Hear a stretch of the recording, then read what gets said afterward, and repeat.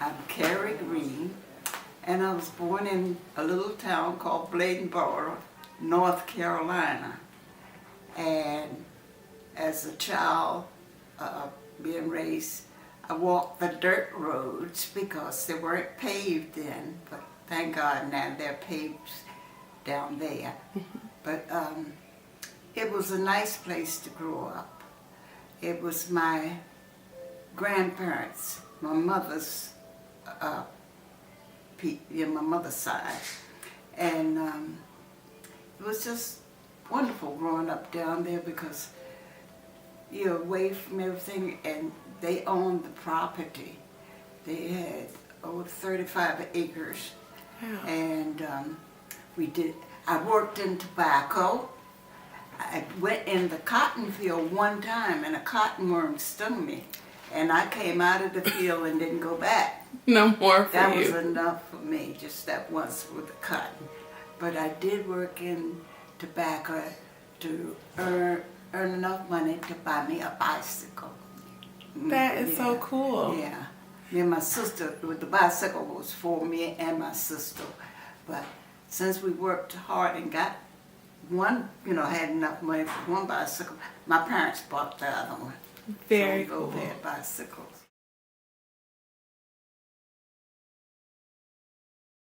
My grandparents mostly just worked the farm. Okay. Tobacco. My uncle had cotton, but we didn't have cotton. But his land joined ours. And I'm always saying ours, but I'm talking about my mother's my mother's parents. Where I was really a little girl. Okay. They worked in tobacco. Tobacco was one of the crops. Cotton was another, but I never worked in cotton but at one time. And we sold, my mama would make butter and, different things she sold to the people in town. And my grandmother was worked for a rich woman, white woman in town. And so one time she took us to work with her, and the lady was sick, and she had been in the bedridden for a while. So she told my sister to get on one side, and I got on the other side. So we crawled up on the bed with her. So that was fun. That's something that, a point in my life that I remember. I didn't hate white people. Everybody was the same when I came along, because my grandmother was very religious, and she taught me the Bible from the time I could understand, until the time she died. She was a wonderful grandmother. My grandfather died earlier, and I loved my grandfather because he took a lot of time with me. I remember once he took me with him to town to carry a load of tobacco, and I was sitting up on this high thing, and we didn't have nothing but a mule and wagon. We had no car, and I didn't know anybody with a car, but I saw cars when I got to town and stuff. But my grandfather took me to town, and he told me I could pick out a dress. And I picked out a dress that had some red in it, and I thought it was the prettiest dress I had ever seen. And I just loved my grandfather because, I don't know, because he was so good to me, everybody was. But I didn't run into real hardships until I got older, and to understand some people didn't have and some did. Because if anybody didn't have and they came to my grandmother always gave whatever she had that they needed, And so it was I had a wonderful childhood. It sounds like it. Yeah.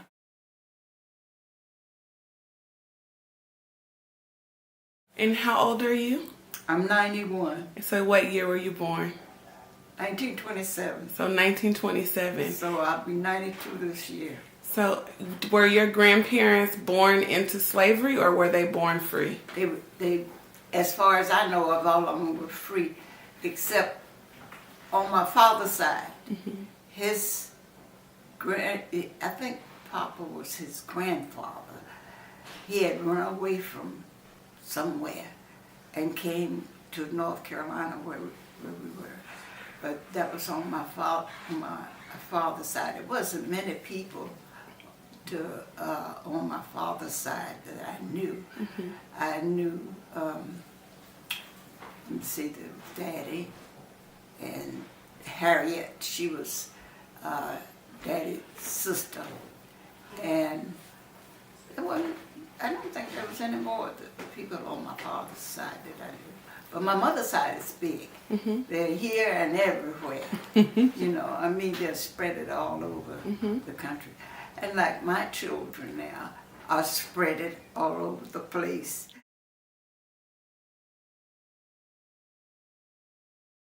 Oh, my children, I had Janice is the oldest, and then I had Talia.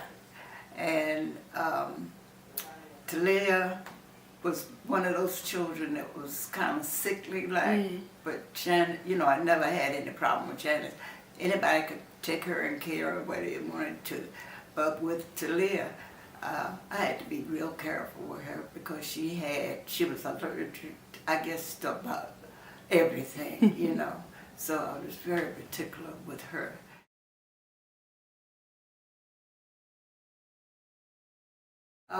Both of us went to high school together. And I see, you know, I saw him because I was sitting in the back of the room and I was attracted to him at that time. But it took a long time, you know, because he was in the service and I think he went away to, you know, for his schooling too. Mm-hmm. So I missed him. I didn't see him for quite a while. But I was sick, and I know I got sick and I was in the hospital. And one of his friends told him that I was in the hospital. And he was there every day to see me. He kept coming to see me, And after I got out of the hospital, he kept hanging around. And he asked me to marry him. And look, but he loved his wife and asked me to marry him. And I did. Mm-hmm. And I've never been sorry for my actions because he has been the most wonderful person. He just still dear to me. He has Alzheimer's now, but he knows me, but he don't know very many people. Mm-hmm. I think he knows me and his daughter by name, but you know, anybody else, he just talks to them, but he doesn't really know them. Okay. But Are Talia and Janice his children? No. No, okay. No. Talia, no, I forgot and left that out because it's not really a part of my life. My first husband was abusive. Mm. And I don't want to call his name, mm-hmm. but he was very abusive, and you know, I had to leave him because I got tired of it. I'm a person like my sister. She had been my sister, she would fight, but I'm not a fighter, and I had to leave because of the abuse.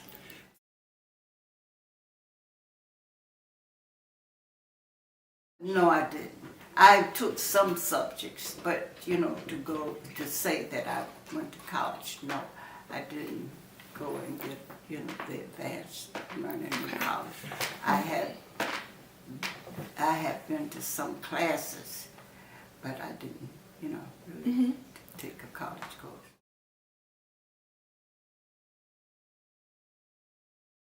My parents had moved around in North Carolina to different places.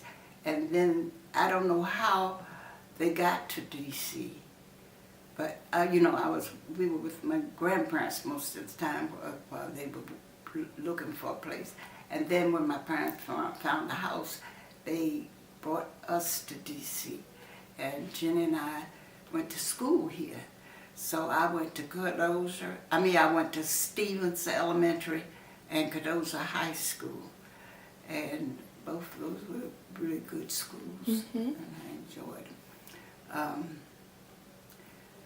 It's my own fault that I didn't go any further with my education, but I've taken studies and stuff, you know, along the way.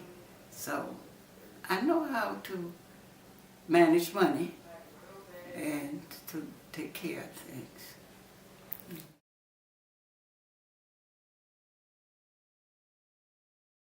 See, where we lived was on a dirt road, and you could draw things on the dirt and stuff. And we played hopscotch and something else. I can't remember exactly all the games we played, but they were just, you know, regular childhood games on a farm, you know, because I didn't know all about the fancy, you know, things that you could do now.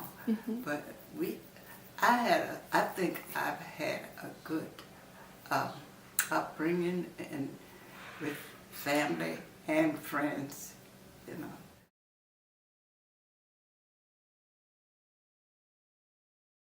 I don't think I had a favorite. Okay. I grew up on a farm, so you had most of everything that you wanted. But I know they used to have killed meat, and we had something called a smokehouse where they kept the meat. And I grew up eating everything that you put before you.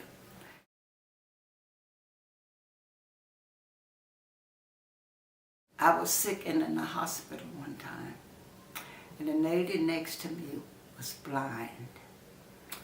And this particular day, it happened to be on a Saturday, and I asked her, could I read to her?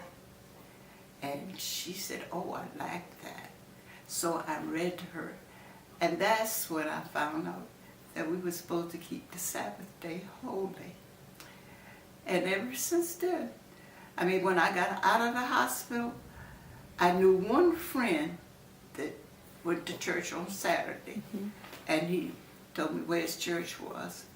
And would you believe, I went to his church, and that day they preached about the Sabbath. And that day, I went down and took the pastor's hand and joined the Seventh-day Adventist Church. Afterwards, I was baptized as an Adventist, and I try and keep the Sabbath all the time. Yeah, sometimes I'm human, I break it, you know, doing things with the kids and whatnot. But God has been good, and I'm glad He showed me about the Sabbath. Oh, I didn't tell you, but when I was little, my grandmother always read the Bible to us. Another thing, when I was young and was with my grandmother, even though my parents were around somewhere, they might have been in much, but we had a fireplace in our house, and it was a big room, and everybody was in that room at night before they went to bed, because Mama had prayer with all of us at night, you know. And the reason we were all in the same room, they could tell how they did, what they did during the day, because when you work on the farm, you're doing different things, and so my uncles and everything would be talking about what they did and everything. And I want you to know that my sister couldn't keep a secret if it was locked up in a vault. That's when we were younger. And we were, now before this, we went to a house. It was called, I'll say Flossie's house because, you know, no record of it anyway. But my grandmother, they had liquor. And my grandmother didn't like for us to go to that house. And my uncle stopped past there one day. And we were sitting around the fireplace that night. Everybody was talking. And my sister knew that we weren't supposed to be there where we were. She was old enough to know better, but she told everything she knew. My sister was sitting in my grandmother's lap, and she leaned over and said, Uncle Coleman, I'm not going to tell Mama we went to Floss's house. Mama couldn't get mad at Coleman that night. She just laughed it off because Jenny couldn't keep nothing. Bless her heart. That is hilarious. Yeah.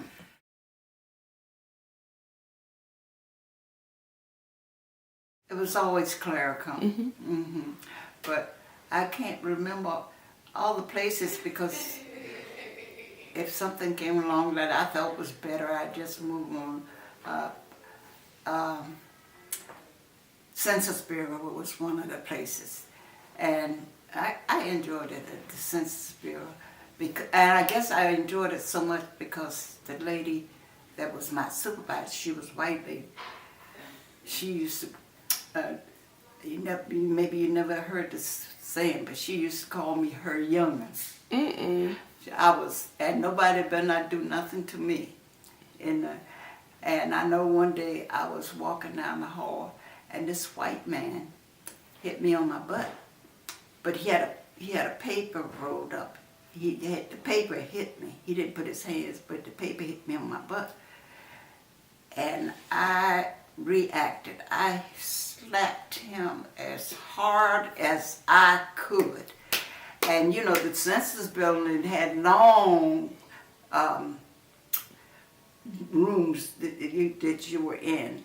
And it was like, the sound seemed like it sounded all over the place when I smacked him. So after I smacked him, I went straight to the office and told my supervisor, I said, you can give me my papers now. She said, papers for what? I said, to go home. She said, what's the matter, baby? I said, I smacked Mr. Luther. I said, Mr. Luther hit me on my butt, and I smacked him as hard as I could. Now, Mr. Luther was a white man. And I told her, I said, I slapped him as hard as I could.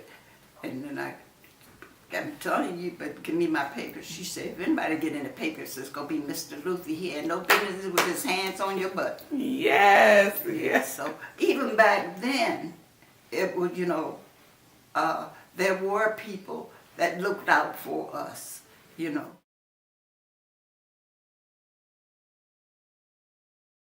I'm going to tell you about my honey. I was getting started. I was sick and in the hospital, and somebody told him. Every day he came to see me, and he would bring me something, you know, special and whatnot. And when I got out of the hospital, he kept coming to see me. Even though I knew he was married to somebody else now, he kept coming and kept coming. And one day he came and knocked on my door, and I just snatched him in my apartment. And that was the beginning of us getting together. And he's been a lovable, wonderful husband. I couldn't ask for better. But he took me places I would never been. I learned to ski. What else did we do? We just traveled. We drove from here to California and stopping on the way at interesting things, you know. Like there was one place we stopped, and I can't exactly remember the name of it, but it was well known. It had a deep cavern in it. Luray Caverns? No, I've been Grand Canyon? Grand Canyon. So we took that, yeah. We were standing on the edge of he had me standing on, and he told me to back up one time. I said, I'm not backing up and falling down. I'm not going anywhere. But we had a grand time. I saw a real Indian lady sitting out in the desert. She was making something. And I just saw a lot of things that I didn't see in D.C., you know. I saw, we went to one place where trees that had been cut down had turned to stone. And there was a lot of stuff around that had turned to stone. And they were real trees, but they were stumps, you know.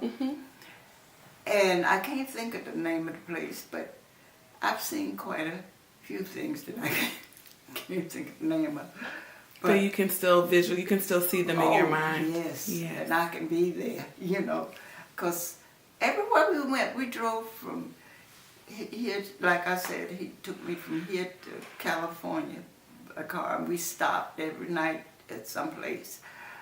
And along the way, I really would like to, I would really wish I could explain the things that I saw, things that I saw that were so interesting that you don't see every day.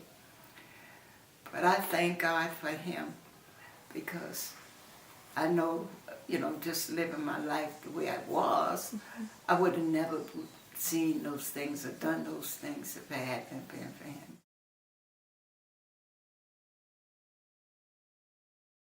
But I know one thing, I never got upset with him during the whole time, but he got upset with me once. And you know, you live with a person and they never raise their voice or do anything at you, it's unusual. But this time, he had a habit of coming home from work and taking a nap. Well, then one night, the neighbor next door, she knocked on the door. She said, "Carrie, let's go shopping." I said, "Okay." He sleep. So we went shopping. When I came back, she and I closed the stores. And, you know, it was a big mall, and we were just walking, we were just having a good time. And they closed the store up on us. We had to get out. And when I came back and I walked in the door, I saw somebody I didn't know. It was just written all over him. He just changed his whole. And I was at the door. I didn't know whether to come in or go back. And I could tell that he was upset. And I said, I went shopping. And he said to me, "You should stop sneaking out while I'm asleep." I said, "I'm grown. I don't have to sneak anywhere."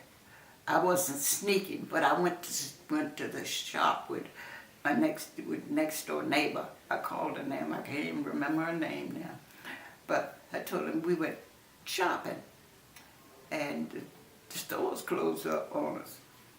And after talking to him, you know, telling him what I had done, he said, but he's standing wherever he was, and I'm standing at the door. Because I'm a coward. I would get out of there if something wrong with him, because he didn't look like, you know, my husband. And, but then he said, "Let me see what you bought. Try it on for me." And that was the end of that. That is the worst thing that ever happened between us. And, yeah, I love him so much. I mean, I can't explain it. He's been wonderful to me. He's been better than a father or anybody to me. And I love him just unexplainable. Amen.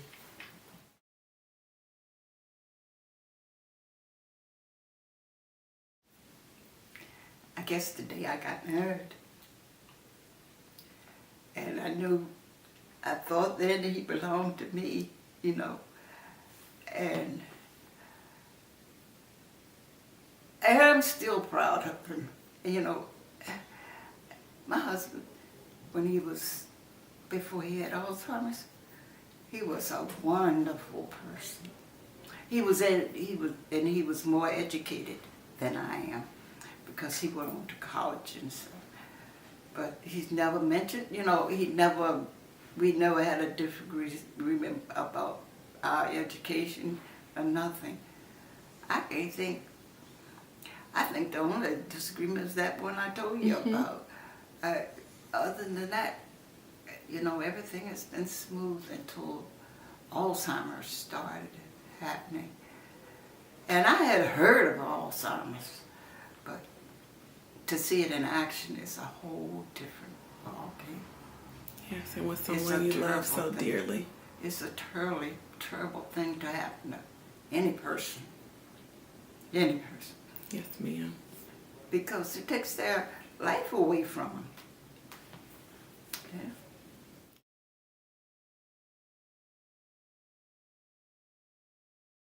He also was in high school with me. And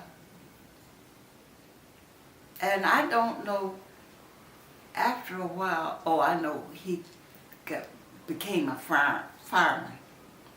And after he became a fireman, I guess it sort of went to his head. And he was bringing stuff home that I had to go to the doctor to get rid of. And I really think that he was causing me having an operation that I would not necessarily need.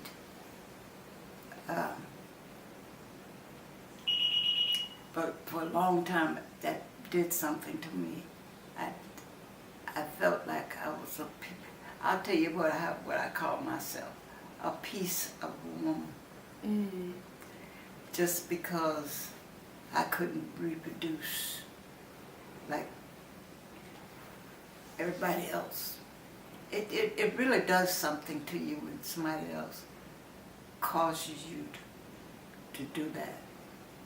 Now, he married someone else, and after I was away from him for a while, I've been with him and his wife at my sister's house for some reason. I don't know whether it was a funeral, you know, or something that, you know, most of the family members go to. But it didn't. I just saw him. It wasn't nothing there, because he had destroyed everything I had for him. But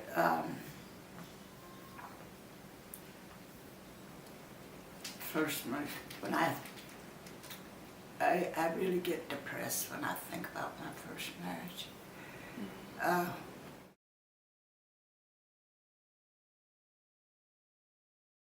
Well, for one thing, I was working, and you know, I had a job. I knew I could take care of myself, and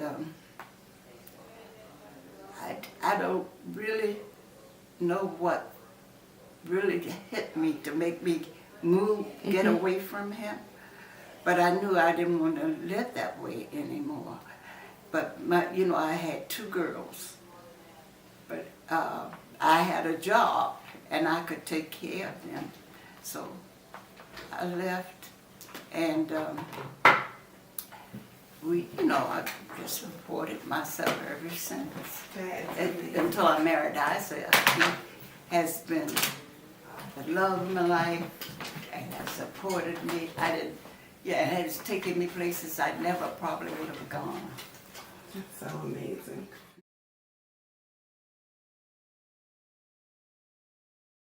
You know, I was glad because it was the first black president. And I think he was a good president once he got in. You know, I loved Obama and his wife. I got in In fact, I have a book. One is about Obama and one is of his wife. I see it right there. Oh, yes.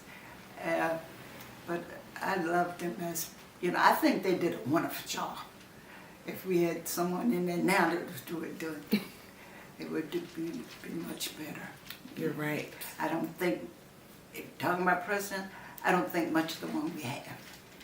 And I think unless you go way back, he's about the only one I think that hasn't done it too much for black or white, to, help us. I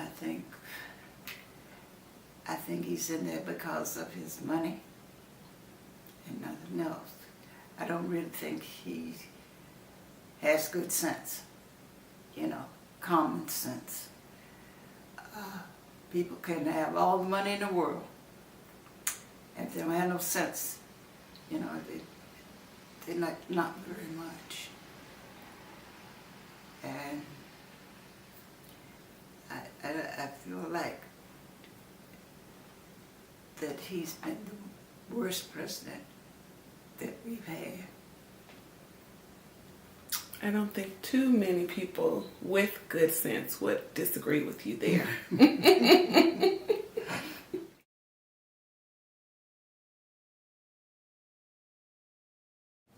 That I love everybody. I really do love everybody. All of us have faults and whatnot. I can look over those in other people. And I pray that they look over mine. Because none of us on this earth is perfect.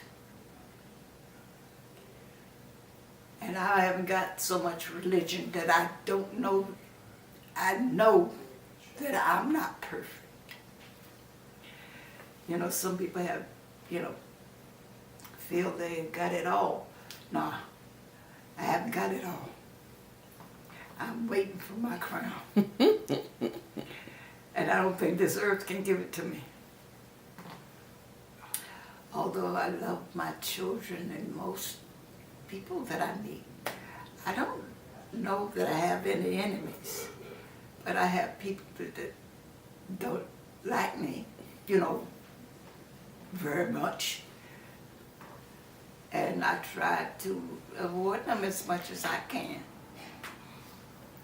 So you could say if I'm around for a while, that I love you, But if you don't want to be bothered with me, I can tell that, and I'll let it go. If you don't want me, in your life, I don't want to force myself into anybody's life because I'm not God, and I know it. And I try to, live my life so that I won't have any enemies. I don't think I have any really, truly enemies, but I wanted everything to be all right with everybody when I go. Amen.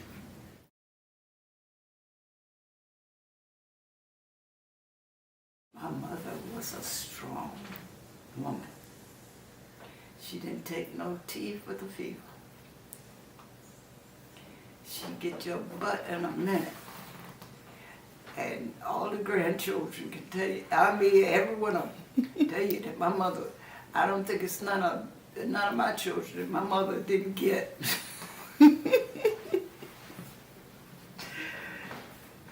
And my daddy was just the opposite. He was quiet. Everyone loved Daddy,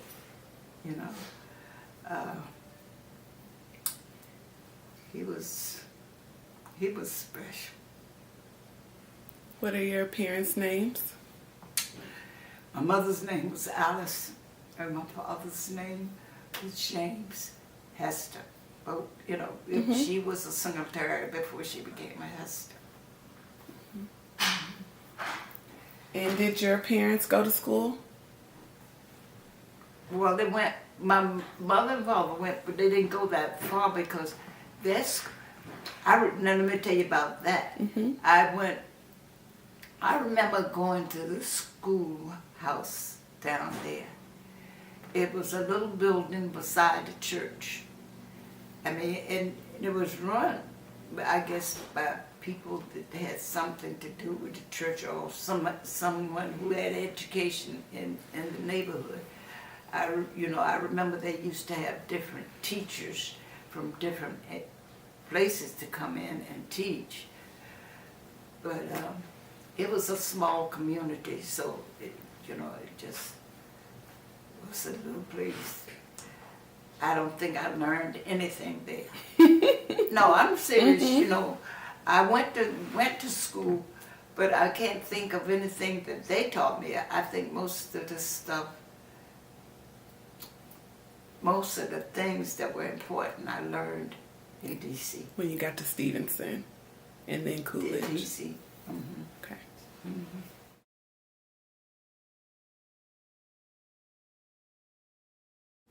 That I didn't go finish my education. It has been, no, I can't say it's been a disadvantage. I've done most things I wanted to do, but I've learned to do a lot of things since my husband came into my life. I've seen more and done more, with him than I ever did before. He showed me a new world. Like telling you, I used to go skiing. I loved to ski. But he stopped me from skiing because I have a bad back. I was in 3 car accidents. Oh, wow. And my back is terrible. And he, stopped going. So I couldn't go with it if he didn't go, or I didn't want to go if he didn't go. But he was a good skater. Skier.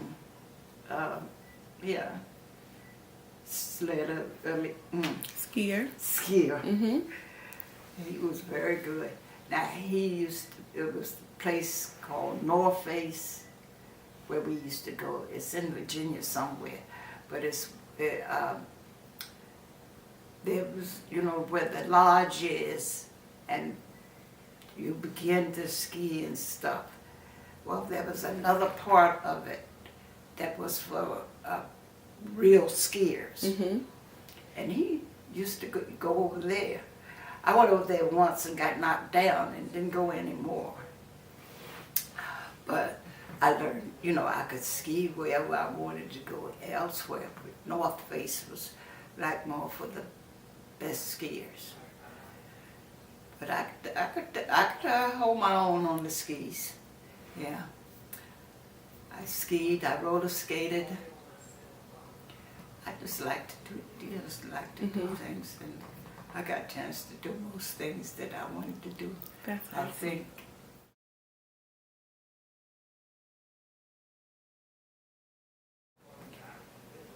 Psychology, I guess. Tell me more about that. Because I would like to help people. Somebody, I wanted to be somebody that could help somebody else with problems and things. Because there's so many people that have problems and are down, and if somebody just give them a hand to lift them up a little, they could, do more on their own. And I just want to be one of those people that just can lift a person up so they can, just go on up, be on their own, take care of themselves. I hate to see people mistreated because for any reason. I know that some people need to be, I don't know the word for it, but to be shown how to do what's right instead of the wrong. I just hate to see anybody downtrodden. Each person you meet, you may be able to give them a little spark or push them up a little bit. And that's my goal. Everybody I meet, stand on my shoulders and go on. Yes. Ooh. Oh, Amen. yeah. I love people, you know. I can hear it. Like I said, I used to be real shy and withdrawn, but now I can sort of express myself. Maybe a little bit.